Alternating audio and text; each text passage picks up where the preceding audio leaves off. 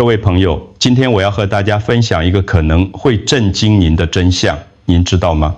我们台湾人最爱吃的腌、萝卜、酸菜、咸菜头，这些看似无害的小菜，其实可能正是餐桌上的隐形杀手。也许您会觉得夸张，但请先不要急着离开，因为接下来我要告诉您的，可能会改变您和家人的一生。您是否曾经想过，为什么台湾的胃癌发生率在亚洲名列前茅？为什么越来越多长辈罹患高血压或肾脏病？答案很可能就藏在这些我们每天习以为常的腌制小菜里。它们没有烟雾，没有警告标签，却一点一滴在消耗我们的健康。我是李建华，医师从事内科临床工作已经超过30年，在这些年里，我见过太多病人因胃长期食用腌菜而付出沉重代价。作为一个老医师，我有责任把这些真相摊在阳光下，因为只有清楚了解，我们才有力量保护自己和家人。朋友们，知识就是力量，而无知却可能夺走健康甚至生命。如果您愿意和我一起揭开这个真相，请现在就订阅我们的频道，并开启小铃铛，这样每一次我们分享的健康提醒，您都不会错过。同时，我也想知道您是否正在专心关注这个影片。如果觉得内容有帮助，请在留言区输入数字1，如果没有，就输入数字0。您的回馈会帮助我在未来针对您最关心的主题做更多分享。我承诺在影片的最后会送上一个简单的小秘诀，让您在享受美味的同时也能降低风险。这不是要剥夺您的生活乐趣，而是帮助您找到更平衡、更健康的方式。现在让我们先从那些最熟悉的画面开始：一碗白粥，一碟腌菜，那些充满回忆的滋味，它们承载住文，话语亲情，但也可能隐藏住我们从未察觉的危险。接下来就让我带您一步步拆解这个看似无害的传统习惯背后究竟有什么问题。在许多台湾家庭里，腌菜几乎是餐桌上的常客。长辈们常说，我们从小吃到大，没什么问题啊。但在我多年诊间的经验里，这种想法正是最需要澄清的地方。因为许多病人就是在这样的理所当然中，一步步走向疾病。第一个神话，传统等于健康。很多人相信，既然祖先世世代代都吃这些食物，那么一定没有危险。的确，腌菜伴随着家族的温暖记忆，承载住文化的味道。但医学告诉我们，传统的饮食方式并不一定符合现代人的健康需求，尤其当我们寿命延长，慢性病成为主流时，风险就会更明显。第二个神话，自家腌一定比工厂安全。有些人觉得自己在家动手做的腌菜不用担心，因为没有添加防腐剂。但事实上，家庭环境难以精准控制盐分浓度、发酵温度和时间，产生的有害物质可能比工厂制品还高。这也是为什么有些病人觉得自家做的一定比较健康，却依然出现胃部不适，甚至更严重的问题。第三个神话，少量不会怎么样。我只是偶尔吃一点，不会有事吧？这句话我听过无数次，但很多人忽略了少量背后的真相。每天一小碟，年复一年，就是数十年的累积。而且我们日常饮食中还有卤味、泡面、零食、酱油，这些都是高钠来源。当多种因素叠加，身体的负担早已超出想象。朋友们，这些神话听起来合情合理，但缺乏科学证据支撑。正是因为这样的误解，让许多人在不知不觉中把危险请上了餐桌。熟悉的味道不代表没有代价。接下来，让我们看看医学研究揭示的真相。这些美味背后究竟是什么样的化学反应在伤害我们的身体？当我们说到腌菜的危险，很多人会疑惑，不是只是盐比较多吗？怎么会变成致癌物呢？其实答案藏在一连串看似简单却暗藏杀机的化学反应里。首先，蔬菜本身含有天然的硝酸盐，在腌制的过程中，这些硝酸盐会在细菌作用下转变为亚硝酸盐。当亚硝酸盐进入我们的胃，在强酸环境下与蛋白质的分解产物结合，就会生成一种叫做亚硝胺的物质。亚硝胺是什么？根据世界卫生组织旗下的国际癌症研究机构 IARC， 亚硝胺被列为一级致癌物，也就是对人体确定有致癌风险的物质。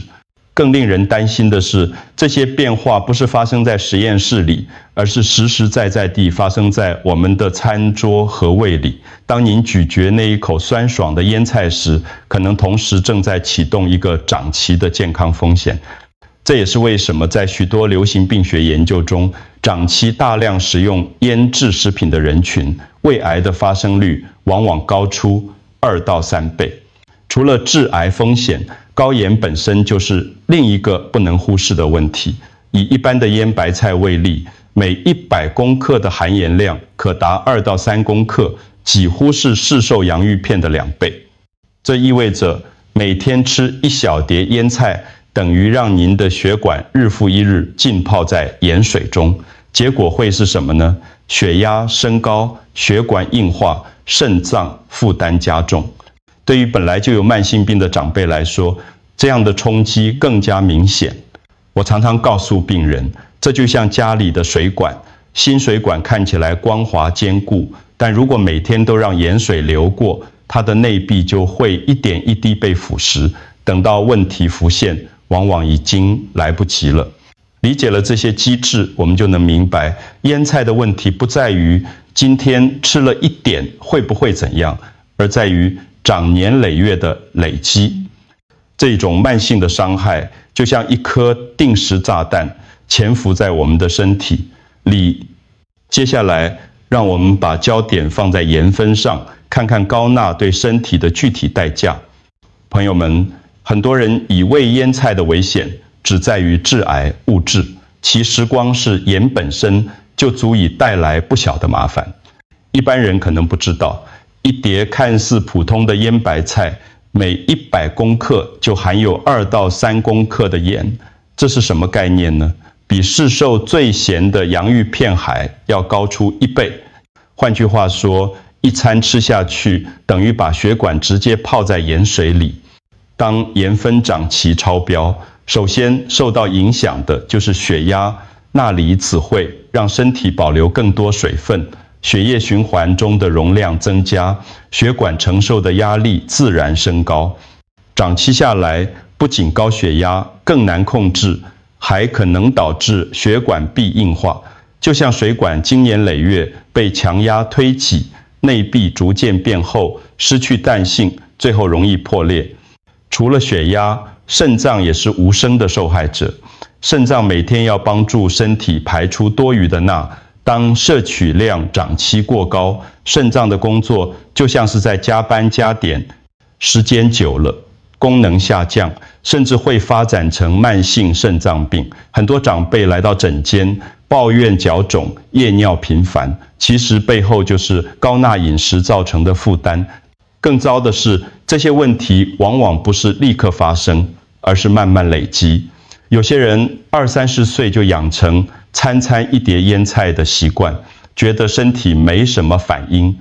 等到50岁、60岁出现高血压或肾功能异常时，才惊觉问题早已埋下。医学研究早已证实，长期高钠摄取与心血管疾病的死亡率密切相关。那么您或您的家人是否也有这样的习惯呢？是否每天饭桌上都会摆上一小碟腌萝卜或咸菜头？如果有，现在就是时候仔细想一想，这样的习惯值得继续吗？在留言区分享您的经验，说不定能帮助到跟您有同样困惑的人。接下来，我想带大家看看医学界专家的观察，他们的研究更进一步揭露了这些看似平凡小菜背后的风险。在我的行医过程中，经常会和同业交流，很多临床医师都一致指出，腌制食品的危险并不是少数个案，而是一个广泛存在的问题。尤其是在台湾这样拥有深厚腌菜文化的地方，更值得我们正视。其中，台湾荣总消化内科的张永谦医师是一位研究胃肠疾病超过30年的资深主治医师。他在接受访问时说过，在我的诊间里接触过数千名胃癌患者，透过长期的病例追踪和饮食习惯调查，我们发现一个令人忧心的规律：那些长期大量食用腌制食品的人，胃癌的发病率确实明显高于普通人群。张医师更进一步解释了原因，他指出，当我们每天吃下含有大量亚硝酸盐的腌菜时，这些化学物质在胃部的酸性环境中汇合食物中的蛋白质作用，生成亚硝胺。这些亚硝胺能直接攻击胃黏膜细胞的 DNA， 造成突变，长期累积下来，癌细胞就会出现。这不是危言耸听，而是有科学数据支持的事实。他还提醒大家，不要以为自家腌就一定比工厂安全。很多家庭在腌制过程中缺乏专业设备，盐分浓度常常过高，时间也不容易掌握。这样一来，反而更容易产生高浓度的亚硝酸盐。换句话说，传统手工病不等于健康天然，反而可能带来更高的风险。在张医师的经验里，许多病人都是带住后悔来到医院。他们说，我以为这是家里最安心的味道，没想到却成了害我的元凶。这样的话语让人听了格外心痛。朋友们，当专家和临床数据都指出相同方向时，我们真的不能再掉以轻心。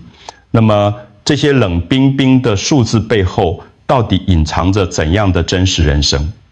接下来，我想和大家分享一位病人的故事。在我的病人当中，有一位案例让我至今难以忘怀。她叫林淑华女士，今年72岁，来自台南的一个传统家庭。从小到大，她的生活里就少不了腌菜。小时候，奶奶总会在冬天腌制一大缸白萝、柏鱼、白菜，全家人整个冬天都靠这些小菜配饭。对林女士而言，腌菜不只是食物，而是家的味道，是祖辈传下来的温暖。结婚之后，林女士也延续了这个习惯，她每年都会亲手腌制大量蔬菜，分享给儿女和邻居。邻居们都夸她手艺好，味道佳。她自己也很自豪，常说我们家的腌菜从来不放防腐剂，比外面卖的健康多了。于是40几十年来，腌菜成为她3餐不可或缺的一部分。然而，大约5年前，林女士开始出现胃部不适，起初只是偶尔的胃胀和胃酸，她以为是年纪大了，消化功能退化，并没有太在意。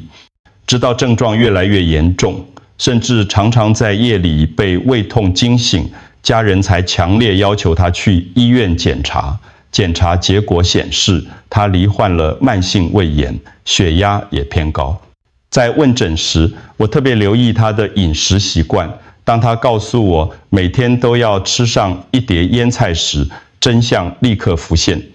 对于林女士来说，这是再自然不过的习惯，但从医学角度来看，这正是她病情恶化的主要原因。当我耐心解释腌菜背后的危险，她愣住了，脸上充满不可置信。他说，医师，我真的没想到，陪伴我一辈子的东西，竟然是伤害我的元凶。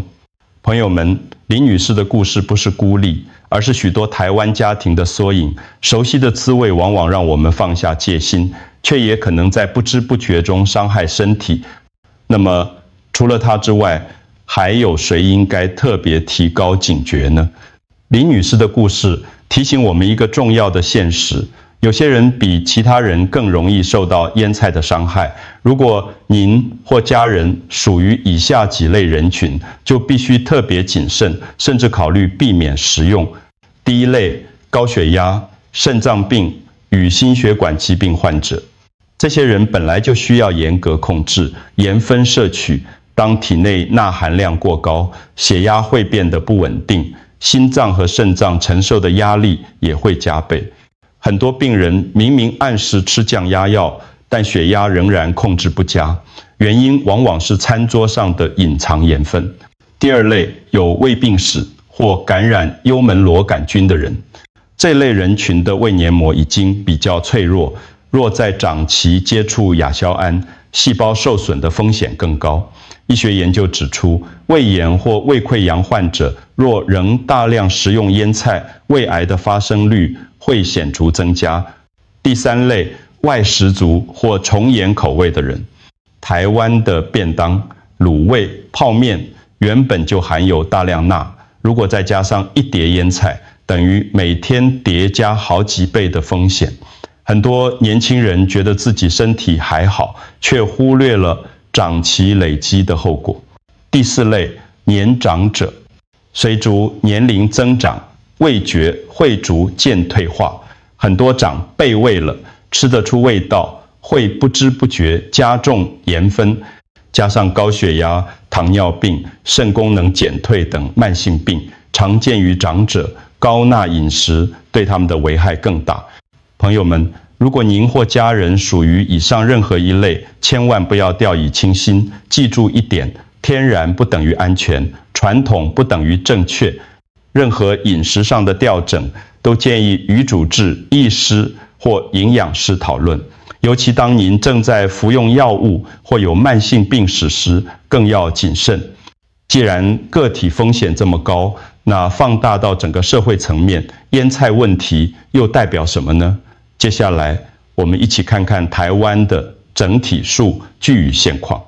如果说个人的饮食习惯会影响健康，那么整个社会共同的习惯就可能演变成一场公共健康危机。台湾的腌菜文化历史悠久，无论是在家庭、餐桌、传统、市场，还是便当店和小吃摊，腌萝卜、酸菜、咸菜头几乎随处可见。看似再平常不过的小菜，却在不知不觉间推高了疾病的风险。根据卫生福利部的统计，台湾每年新增超过3000例胃癌病例，发生率位居全球前10。医学研究进一步显示，在亚洲地区饮食中，高盐与腌制食品的比例越高，胃癌发病率也越高。换句话说，这并不是单一个案，而是结构性的问题。除了胃癌，高血压与心血管疾病也与高钠饮食紧密相关。根据国民营养调查，台湾成年人平均每日摄取钠量远远超过世界卫生组织建议的标准。想象一下，一碗卤肉饭加上一小碟腌萝卜，已经超过一天建议钠摄取量的一半。当这样的饮食习惯成为日常，全民健康自然受到冲击。更值得警惕的是，这样的习惯正在悄悄传递给下一代。许多年轻父母带孩子到餐厅吃饭时，总会顺手点上一盘腌菜，他们以为这是传承传统，却没有意识到，其实也是在传递风险。等孩子长大，习惯了重口味和高盐食物，未来要改变就更难。朋友们，这样的数据和趋势提醒我们，腌菜不只是个人选择，而是整个社会的健康隐忧。如果我们继续忽视，它就会像一颗沉默的炸弹，默默地影响一代又一代。那么，当林淑华女士愿意尝试改变时，结果会带来什么样的转变呢？让我们再次回到她的故事。还记得林淑华女士吗？在被医师提醒之后，她并不是马上就能接受腌菜有害这个事实，毕竟这是陪伴她数十年的味道，是家族的传统与回忆。起初她只是试图把原本每天一碟的习惯改成隔天一次，但很快他惊讶地发现，胃部不适的情况开始减少，夜里也比较不容易被胃酸干扰。在家人的支持下，李女士逐渐尝试新的做法。她的女儿教她用快腌法，只用少量盐加上柠檬汁、蒜片，短时间腌制，既保留酸脆口感，又不需要长时间重盐浸泡。她的孙子则喜欢帮忙拌生菜沙拉，用橄榄油和胡萝卜丝替代传统的腌小菜。这些小小的改变让餐桌上的风味依旧热闹，但健康负担却大大减轻。3个月后回诊时，李女士告诉我，她的胃部不再像以前那么容易胀气，血压也比过去稳定许多。她笑着说：“医师，我现在才知道，熟悉的味道不需要用身体去交换。”她的眼神中带住一种如是重复的轻松，也带住想把经验分享给朋友的热情。朋友们，这就是改变的力量。李女士的故事告诉我们，传统的习惯病不是不能动摇，而是需要找到更好的方式去延续。味道可以保留，但方法必须调整。接下来我要和大家分享一些简单可立即落实的解决方案，帮助您和家人既能守住美味，也能守住健康。朋友们，说了这么多危险，您可能会问，那我以后是不是完全不能吃腌菜了？作为一位行医多年的老医师，我并不是要大家把传统味道彻底丢掉，而是希望您能用更健康的方法来享受它。第一个方法，低盐快腌。只需要少量盐，加上柠檬汁或苹果醋，再放入一些蒜片、生姜，几个小时就能完成。这样既能保留脆爽的口感，也不会因胃长期高盐腌制而产生过量亚硝酸盐。第二个方法，乳酸发酵酸菜。像德国酸菜或俄式酸菜，靠乳酸菌自然发酵，而不是依赖大量盐分。乳酸菌还能帮助肠道健康，是一种比传统盐渍更好的选择。不过要注意全程冷藏和保持清洁。第三个方法，新鲜蔬菜替代。如果您只是想要餐桌上有些清爽的搭配，可以尝试生菜沙拉，用橄榄油、柠檬汁和胡萝卜丝，口感同样酸脆，营养价值更高。第四个方法，改变掉胃习惯。利用香草、芝麻、海带芽或柠檬片来增加风味，而不是只靠盐分，这样能让味蕾有新鲜感，也能减少身体负担。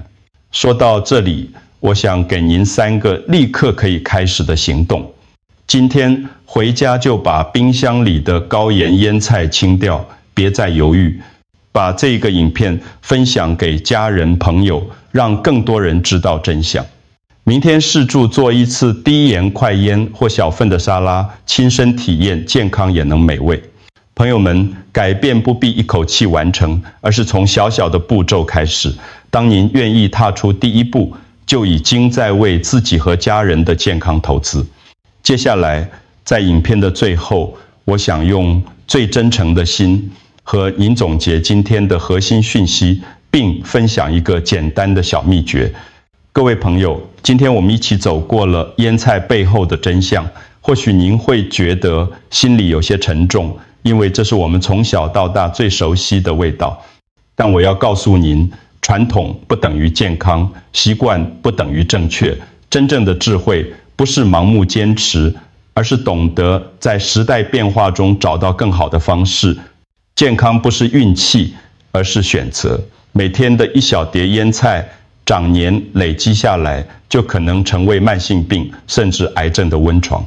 但如果您愿意调整，只要少一点盐，多一点新鲜，风味仍在，风险却能大大降低。在这里，我答应过要给您一个简单的小秘诀，想保留酸脆口感，不妨试试快腌法或乳酸发酵酸菜，再搭配一份新鲜蔬菜，既能延续餐桌的熟悉感，又能守护身体的安全。这个小小的改变，或许就是您和家人健康的转捩点。如果您觉得这支影片对您有帮助，请订阅我们的频道，并把影片分享给最重要的人。也许您的转发就能帮助另一个家庭避免遗憾。最后要提醒，本影片内容仅供健康资讯参考，不能取代医师的诊断与治疗。若您有慢性病或正在服药，请务必和专业医师或营养师讨论，找到最适合自己的做法。愿您和家人都能吃得安心，活得开心。祝福您健康长寿。我们下次再见。